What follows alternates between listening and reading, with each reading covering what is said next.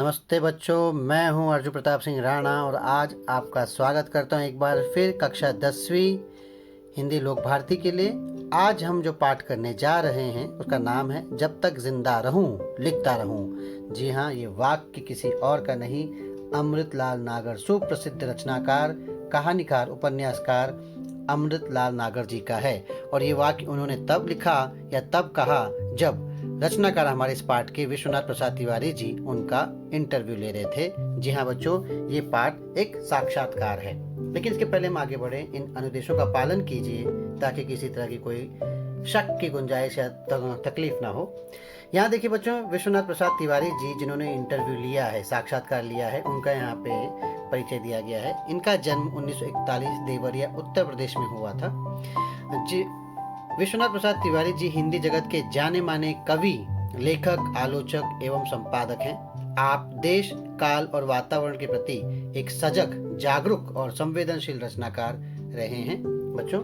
लेकिन यहाँ ये पाठ विश्वनाथ प्रसाद तिवारी जी खुद एक लेखक हैं और वो सुप्रसिद्ध लेखक श्री अमृतलाल नागर जी का यहाँ साक्षात्कार ले रहे हैं। तो यहाँ पे हमारे लिए ज्यादा जरूरी है कि हम जाने साक्षात्कार होता क्या है और साक्षात्कार में यहाँ है क्या। इस साक्षात्कार में विश्वनाथ प्रसाद तिवारी जी ने नागर जी से तत्कालीन यानी उस समय की राजनीतिक, सामाजिक परिस्थितियों, लेखक आदि के बारे में प्रश्न पूछे हैं। यानी जब उन्होंने लिखना शुरू किया था नागर जी ने, तो क्या परिस्थितियां थी उस समय की और इन सभी परिस्थितियों का उनके जीवन पर, उनके लेखन पर कितना प्रभाव पड़ा, ये सब साक्षात्कार के माध्यम से जानने का प्रयास किया गया है। साक्षात्कार एक प्रमुख विधा है बच्चों, जिससे हमें उस व्यक्ति की परिस्थितियों और उनके बनने की कथा, उनके बारे में हम पूरी तरह से जानकारी प्राप्त कर पाते हैं। तो अमृतलाल नागर, यहाँ पे देखिए मैंने तस्वीरों के माध्यम से प्रस्तुत किया है। पहले तो ये बता दूं, विश्वनाथ प्रसाद तिवारी जिनको हम प्यार से और छोटे नाम में तिवारी जी करके बुलाएंगे, और अमृतलाल नागर जिनको हम प्यार से नागर जी के साथ बातचीत करके बुलाएंगे। तो ये रहे विश्वनाथ प्रसाद तिवारी जी और ये रहे अमृतलाल नागर जी, मेरे फेवरेट राइटर में से एक। यहाँ देखो बच्चों, इंटरव्यू शुरू होता है, लेकिन इसके पहले मैं अमृतलाल नागर जी के बारे में कुछ बातें आपको बताना चाहूँगा। सबसे पहले तो आप ये जान लीजिए कि अमृतलाल नागर जी का जन्म 17 अगस्त 1916 में हुआ था और इनका निधन 23 फरवरी 1990 में। हिंदी के सुप्रसिद्ध साहित्यकार थे और आपको भारत सरकार द्वारा 1981 में साहित्य एवं शिक्षा के क्षेत्र में पद्म भूषण से सम्मानित किया गया। ये इनके बारे में यहाँ पे दी गई बातें हैं। जो पुरस्कार इनको मिले इनकी रचनाओं पर, बूंद और समुद्र उपन्यास पर इन्हें काशी नागरी प्रचारणी सभा से बटुक प्रसाद पुरस्कार मिला। सुहाग के नुपुर के लिए उत्तर प्रदेश शासन की तरफ से प्रेमचंद पुरस्कार मिला। अमृत और विष के लिए 1970 में सोवियत लैंड नेहरू पुरस्कार मिला। साहित्य अकादमी का पुरस्कार भी इसी किताब के लिए मिला। मानस का हंस के लिए मध्य प्रदेश से इन्हें अखिल भारतीय वीर सिंह देव पुरस्कार प्राप्त हुआ और उत्तर प्रदेश शासन से राज्य साहित्यिक पुरस्कार भी मिला। मतलब लगभग इनकी हर रचना पर इनको कोई ना कोई पुरस्कार मिल चुका है। तो देखते हैं विश्वनाथ प्रसाद तिवारी जी के सवालों के क्या जवाब यहाँ पर नागर जी देते हैं। तिवारी जी प्रश्न पूछते हैं, नागर जी, मैं आपको आपके लेखन के आरंभ काल की ओर ले चलना चाहता हूँ। जिस समय आपने लिखना शुरू किया उस समय का साहित्यिक माहौल क्या था, यानी लिटरेरी बैकग्राउंड, मतलब जो उस वक्त के रचनाकार थे तो वो क्या कहानियाँ, उपन्यास, कविताएं लिख रहे थे, किस तरह का दौर चल रहा था, किस तरह की चीज़ें किताबों में, कहानियों में, रचनाओं में आ रही थी, ये सारी बात तिवारी जी पूछ रहे हैं। फिर वो पूछते हैं कि किन लोगों से प्रेरित होकर आपने लिखना शुरू किया, कौन है जिनसे वो इंस्पायर्ड हुए नागर जी, और क्या आदर्श थे आपके सामने जिसकी वजह से इन्होंने लिखना शुरू किया। यानी यहाँ पर नागर जी के प्रारंभिक अवस्था में, यानी उनके जन्म के बाद जब उन्होंने लिखना पढ़ना शुरू किया होगा उस समय के बारे में पूछ रहे हैं तिवारी जी। तो नागर जी जवाब क्या देते हैं? नागर जी कहते हैं, लिखने से पहले तो मैंने पढ़ना शुरू किया। अभी देखिए बच्चों, बहुत आवश्यक बात है ये कि कोई भी लेखक जब लेखक बनता है तो उसके लेखक बनने की जो कथा है बहुत महत्वपूर्ण है। मैं आपसे कहना चाहता हूँ कि जब हम कोई भी चीज़ लिखते हैं बच्चों, देखो परीक्षा में आप लोगों को आता है, प्रश्न पूछा जाता है कि निबंध लिखिए। कोई एक विषय दिया जाता है और उस पर निबंध लिखने के लिए कहते हैं। हमारे पसीने छूट जाते हैं उस पर निबंध लिखने के लिए। उस 1-2 पेज का निबंध लिखने के लिए हम विचारते रहते हैं कि क्या लिखें और क्या लिखें। हमें कहानी की रूपरेखा दे दी जाती है और कहते हैं कहानी लेखन कीजिए। हम कहानी लिखना चाहते हैं लेकिन रूपरेखा के आधार पर भी कहानी लिख नहीं पाते। तो ये रचनाकार, इनके मन में, इनके अंदर इतने सारे विचार, इतने सारे शब्द कहाँ से आते हैं, नए नए आइडियाज कहाँ से आते हैं जिससे कहानियाँ लिखते हैं, ये जानना बड़ा रोचक है। तो नागर जी क्या कहते हैं कि लिखा मैंने बाद में, पहले पढ़ा। जी हाँ बच्चों, पढ़ना बहुत आवश्यक है। एक लेखक जितना ज़्यादा पढ़ता है उतना ही अच्छा बड़ा लेखक बनता है, क्योंकि इससे आपको अनुभव प्राप्त होता है, बाकी रचनाकारों के बारे में जानकारी मिलती है कि उन्होंने कैसे लिखा, क्या तरीके से लिखा, किस विधा में लिखा, और फिर हम उनसे सीख लेते हैं। तो यही नागर जी कहते हैं कि लिखने से पहले तो मैंने पढ़ना शुरू किया। आरंभ में कवियों को अधिक पढ़ता था, यानी छोटी छोटी कविताएं होती थी तो उनकी कविताएं पढ़ते थे। सनेही जी, देखिए यहाँ पे बच्चों, यहाँ पे इनकी तस्वीर दी गई है। अयोध्या सिंह उपाध्याय हरिऔध की कविताएं ज़्यादा पढ़ती थी, यानी उनकी कविताएं पसंद आती होंगे, नागर जी को पढ़ते थे। छापे का अक्षर मेरा पहला मित्र था, यानी माय फर्स्ट फ्रेंड। छापे का अक्षर मतलब प्रिंटिंग, प्रिंट जो वर्ड थे बच्चों, प्रिंट में जो वर्ड थे यानी छपे हुए शब्द, ये इनके बड़े मित्र थे। घर में 2 पत्रिकाएं मंगाते थे मेरे पितामह, पितामह यानी दादाजी। अभी उस समय की जो पत्रिकाएं हैं बच्चों, देखिए यहाँ पे लिखा है कि एक है सरस्वती और दूसरी गृहलक्ष्मी। सरस्वती बच्चों, सरस्वती पत्रिका के बारे में आपको जानकारी दे दूं कि सरस्वती हिंदी साहित्य की प्रसिद्ध रूप गुण संपन्न एक प्रतिनिधि पत्रिका थी, बहुत जबरदस्त। इस पत्रिका का प्रकाशन इंडियन प्रेस प्रयाग से सन 1900 ईस्वी के जनवरी महीने में आरंभ हुआ। 32 पृष्ठ की यानी 32 पेजेस की क्राउन आकार की इस पत्रिका का मूल्य उस वक्त सिर्फ 4 आना था। 1903 ईस्वी में महावीर प्रसाद द्विवेदी इसके संपादक हुए और 1920 ईस्वी तक रहे। और बच्चों, यही वो समय है, इसी समय में कहते हैं महावीर प्रसाद द्विवेदी के संपादन में इस पत्रिका ने वो ऊंचाइयां छुई कि ऐसा कौन सा पढ़ा लिखा परिवार नहीं था उस वक्त जिसके घर पे सरस्वती पत्रिका नहीं आती थी। और गृहलक्ष्मी, गृहलक्ष्मी तो बच्चों आज भी निकलती है, यानी उस समय से निकलती है, आज भी निकल रही है गृहलक्ष्मी पत्रिका। तो ये पत्रिकाएं उनके दादाजी मंगाते थे और लेखक पढ़ते थे। उस समय हमारे सामने प्रेमचंद का साहित्य था। आप प्रेमचंद के बारे में जानते हैं बच्चों, बूढ़ी काकी की कहानी हम बेहतरीन कहानी पढ़ चुके हैं इनकी। उसके बाद कौशिक यानी विश्वम्भरनाथ शर्मा कौशिक, इनकी कहानियां ये पढ़ते थे चाव से।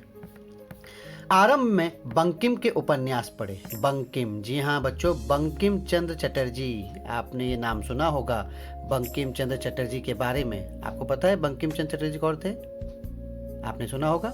बंकिम चंद्र चटर्जी वही हैं बच्चों जिनका जो वंदे मातरम राष्ट्र गीत के रूप में हम गाते हैं, ये बंकिम चंद्र चटर्जी का लिखा हुआ है। उसके बाद शरद चंद्र को उन्होंने पढ़ा। शरद चंद्र चट्टोपाध्याय बच्चों ये वही हैं जिन्होंने देवदास, जो फिल्म आपने देखी होगी देवदास, जिसमें शाहरुख खान और ऐश्वर्या राय माधुरी दीक्षित अभिनीत फिल्म है, और न जाने कितनी फिल्म जिसमें दिलीप कुमार ने भी पहले काम कर चुके हैं पुरानी देवदास में।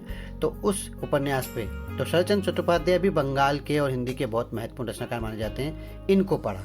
प्रभात कुमार मुखोपाध्याय का कहानी संग्रह देशी और विदाई 1930 के आसपास पढ़ा। बच्चों बता चुका हूँ कि 1916 में नागर जी का जन्म हुआ। 1930 में उन्होंने सारे उपन्यास पढ़े। आप सोचिए, मात्र 14 साल की उम्र में इतनी बड़ी बड़ी किताब पढ़ने वाले अमृतलाल नागर बचपन से कितने जबरदस्त पढ़ाकू रहे होंगे, आप यहाँ देख सकते हैं। ऐसे उपन्यासों में बंकिम के उपन्यास 1930 में पढ़ डाले। आनंद मठ, देवी चौधरानी और एक राजस्थानी थीम पर लिखा हुआ उपन्यास उसी समय पढ़ा। बच्चों आनंद मठ, इसके बारे में मैं आपको बताऊं, ये बांग्ला भाषा का एक उपन्यास है, ठीक है। इसकी रचना बंकिम चंद्र चट्टोपाध्याय जी ने 1882 में की थी, 1882 में। और इस कृति का यानी इस रचना का भारतीय स्वतंत्रता संग्राम और स्वतंत्रता के क्रांतिकारियों में बहुत गहरा प्रभाव पड़ा। आज हम भारत का जो राष्ट्रीय गीत वंदे मातरम गाते हैं बच्चों, वो इसी उपन्यास से लिया गया है। छपते ही यह पुस्तक अपने कथानक के चलते पहले बंगाल में और फिर पूरे भारतीय साहित्य और समाज पर छा गई थी, यानी इस किताब का इतना असर था। तो ये सारी किताबें चूंकि बहुत पॉपुलर थी उस वक्त, तो ये सारी किताबें नागर जी ने पढ़ ली थी। तिवारी जी का अगला प्रश्न, क्या यही लेखक आपके लेखन के आदर्श रहे? मतलब जिनके बारे में उन्होंने अभी जानकारी दी, क्या उन्हीं से इन्होंने लिखना शुरू किया? तो नागर जी कहते हैं नहीं, कोई आदर्श नहीं, केवल आनंद था, पढ़ने का आनंद। सबसे पहले कविता फूटी साइमन कमीशन के बहिष्कार के समय। अब बच्चों साइमन कमीशन के बारे में आप सब जानते हैं। साइमन कमीशन का बॉयकॉट किया गया था। ये साइमन कमीशन क्या था बच्चों? जलियांवाला बाग हत्याकांड नहीं, ये तो बहुत पहले हो चुका था, जलियांवाला बाग हत्याकांड। साइमन कमीशन वाले मुद्दे पे मैं आऊँ यहाँ पर आपको बता दूँ कि 1928-29 का समय बताया गया है यहाँ सामने।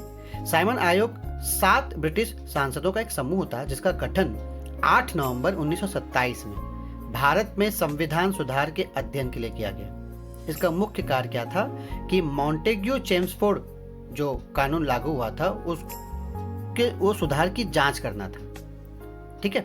और इस साइमन कमीशन के अध्यक्ष सर जॉन साइमन के नाम पे रखा गया था। लेकिन इनका बहुत विरोध हुआ बच्चों। इनका विरोध क्यों हुआ कि कमीशन के सभी सदस्य अंग्रेज थे, जो भारतीयों का बहुत बड़ा अपमान था, है ना।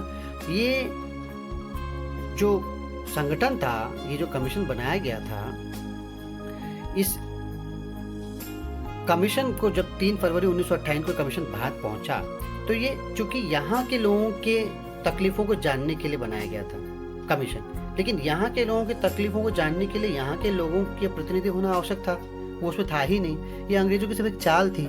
इसका विरोध हुआ और साइमन गो बैक के नारे लगे। तो उस वक्त लाठी चार्ज हुआ। उस वक्त इससे प्रेरित होकर पहली बार लेखक नागरजी लेखक बने और उन्होंने कविता लिखी और उस कविता का नाम है कब लो कहो लाठी खाए।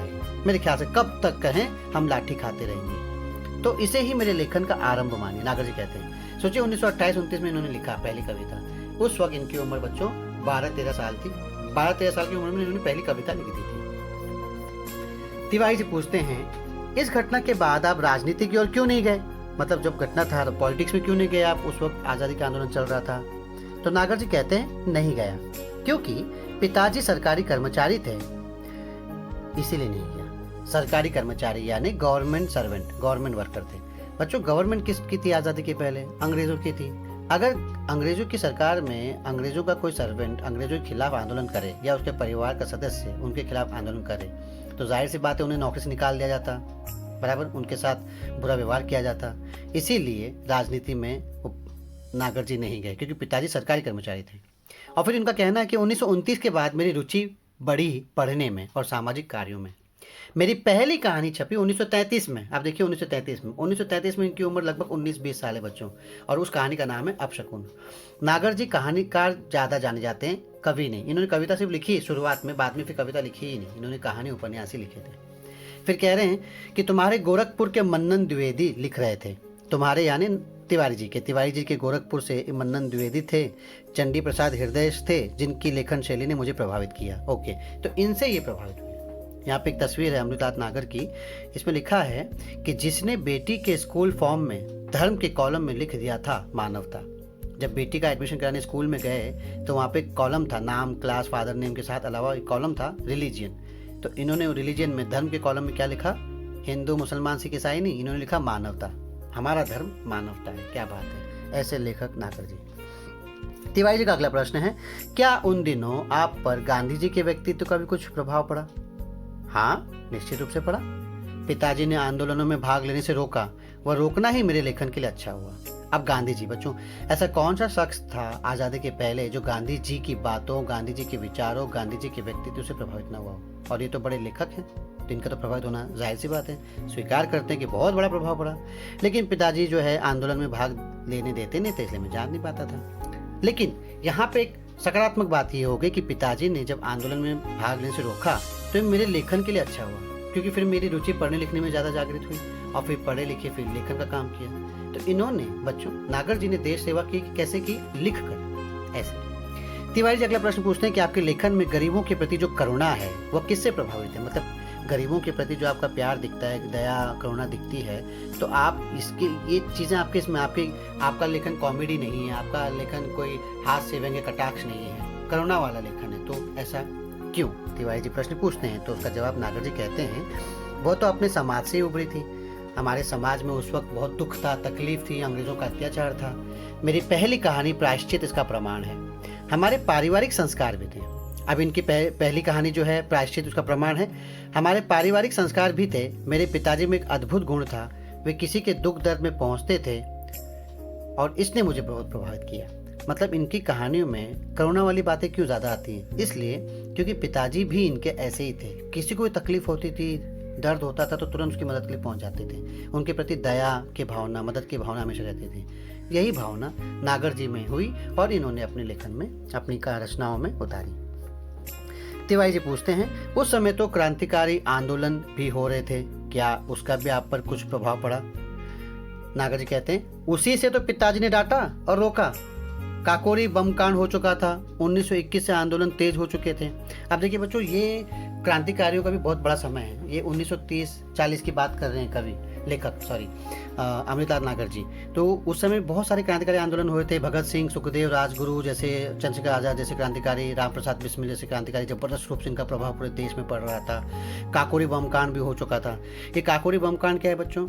कि भारतीय स्वतंत्रता संग्राम के क्रांतिकारियों द्वारा ब्रिटिश राज के खिलाफ भयंकर युद्ध छेड़ने की खतरनाक इच्छा से हथियार खरीदने के लिए ब्रिटिश सरकार का खजाना लूट लेने की एक ऐतिहासिक घटना हुई थी 9 अगस्त 1925 को। इस ट्रेन डकैती में जर्मनी के बने 4 माउजर पिस्तौल काम में लाए गए थे और इस खजाने को लूटने के लिए हिंदुस्तान रिपब्लिक एसोसिएशन के केवल 10 सदस्यों ने भाग लिया था और इस घटना को अंजाम दिया था। तो ये स्वतंत्रता आंदोलन को गति देने के लिए काम किया गया था कि अंग्रेज सरकार जो है हमारा खजाना लिए जा रही है, क्यों ना अंग्रेज सरकार के इसी खजाने को लूट लिया जाए। तो ऐसे सब चल रहा था, तो इसका असर हुआ। लेकिन पिताजी ने सोचा कि लड़का है, नौजवान लड़का है, इस वक्त अगर ये क्रांतिकारी के साथ घुल मिल गया तो मेरे लिए दिक्कत हो जाएगी, तो इन्होंने आंदोलन में भाग लेने को दिया नहीं। फिर तिवारी जी पूछते हैं कि क्या सामाजिक आंदोलन जैसे आर्य समाज का आप पर कुछ प्रभाव पड़ा? अब आर्य समाज बच्चों, आप जानते हैं, आपने हिस्ट्री में पढ़ा है आर्य समाज के बारे में कि आर्य समाज उसमें क्या हुआ था। एक हिंदू सुधार आंदोलन था जिसकी स्थापना स्वामी दयानंद सरस्वती ने 1875 में की थी। ठीक है, ये आंदोलन पाश्चात्य वेस्टर्न प्रभावों की प्रतिक्रिया स्वरूप, मतलब वेस्टर्न जो इम्पैक्ट लोगों पर पड़ रहा था उसके अगेंस्ट हिंदू धर्म में सुधार के लिए प्रारंभ हुआ। आर्य समाज में शुद्ध वैदिक परंपरा में विश्वास करते थे तथा मूर्ति पूजा, अवतारवाद, बलि प्रथा, झूठे कर्मकांड, अंधविश्वास को अस्वीकार करते थे। इसमें छुआछूत, जातिगत भेदभाव का विरोध किया जाता था। स्त्रियों और शूद्रों को और उन सबको वेद पढ़ने का अधिकार था। ऐसे स्वामी दयानंद सरस्वती द्वारा रचित सत्यार्थ प्रकाश नामक ग्रंथ आर्य समाज का एक मूल ग्रंथ है। तो इन आंदोलन का भी लेखक पे असर पड़ा जो समाज में जागरूकता फैलाते थे। तो नागर जी कहते हैं कि हाँ, आरंभिक असर है थोड़ा जरूर। मेरे पिताजी में एक अच्छी बात थी कि उन्होंने मुझे सामाजिक आंदोलन में जाने से नहीं रोका, क्योंकि उसमें मारकाट या झगड़ा वगड़ा नहीं होता था। उसमें यह था कि लोगों में जागरूकता लानी है, छुआछूत भेदभाव मिटाना है। जवाहरलाल नेहरू से मेरी भेंट 1933 में हुई। उनकी माँ मेडिकल कॉलेज में दाखिल थी और उसी समय मेरा छोटा भाई भी वहाँ दाखिल था। तो चूंकि जवाहरलाल नेहरू की माँ मेडिकल कॉलेज में थी, छोटा भाई भी वहीं पर था, दाखिल हुई थी, मतलब बीमार थी इसीलिए, और नेहरू जी जेल में थे। तो अब उनकी माँ का हालचाल लेने कौन जाए? उनकी माँ के पास कुछ कश्मीरी लोगों को छोड़कर कोई आता जाता नहीं था। तो मैं उनकी माता जी के पास रोज जाता था हाल चाल लेने के लिए, उनका ध्यान रखने के लिए। पंडित जी जब जेल से छूटे तो मेरी उनसे वही भेंट हुई जो अक्सर होती रहती थी। उनसे खूब बातें होती थी हर तरह की। देखिए बच्चों, जो आगे चलकर देश का प्रधानमंत्री बनने वाले थे, वो उनसे इनकी खूब सारी बातचीत नागर जी की हुआ करती थी। उनके माँ की तबीयत के सिलसिले में इस तरह से पहचान हुई थी। तिवारी जी पूछते हैं कि आपका पहला उपन्यास कौन सा है? नागर जी कहते हैं, मेरा पहला उपन्यास 1944 में महाकाल, जो छपा 1946 में, बंगाल से लौटकर इसे लिखा था। तो क्या यही बाद में भूख नाम से प्रकाशित हुआ था? जी हाँ, यही बाद में भूख नाम से प्रकाशित हुआ था। बच्चों ये देखिए, पहली कविता के बारे में बताया, पहली कहानी के बारे में बताया, पहले उपन्यास के बारे में। ये भूख बंगाल में 1943 में बहुत बड़ा अकाल पड़ा था बच्चों। न जाने कितने लोगों की जान चली गई थी भूख से। इसकी वजह से अंग्रेज़ों ने, चूँकि उस वक्त बिल्कुल ध्यान नहीं दिया, वहाँ के लोगों का ध्यान नहीं रखा, खाने पीने की कमी पड़ गई, लोगों के पास खाने को अन्न नहीं था। और न जाने कितने लोग, जो यहाँ तस्वीर आप देख रहे हैं, ये असली तस्वीर है बच्चों, इस तरह से भूख से लोग बिना भोजन के मर गए और कोई उनकी सुधि लेने वाले नहीं थे। इससे प्रभावित होकर उन्होंने पहला उपन्यास लिखा, उसका नाम महाकाल था, लेकिन बाद में जब रीप्रिंट हुआ तो भूख नाम से प्रकाशित हुआ। ओह, यहाँ हमें रुकना पड़ेगा बच्चों, पाठ थोड़ा सा लंबा है, इंटरव्यू जरा आगे बढ़ जाता है। यहाँ तक की जानकारी तो दे दी, इसके लिए हम अगली क्लास का इंतज़ार करेंगे। अगली क्लास में मिलते हैं और देखते हैं इसके बाद किस तरह से अमृतलाल नागर जी की ग्रोथ हुई या विकास हुआ और किस तरह से वो एक प्रसिद्ध लेखक बनते चले गए। तो मिलते हैं अगली कक्षा में, तब तक के लिए ध्यान रखिए, सुरक्षित रहिए, धन्यवाद।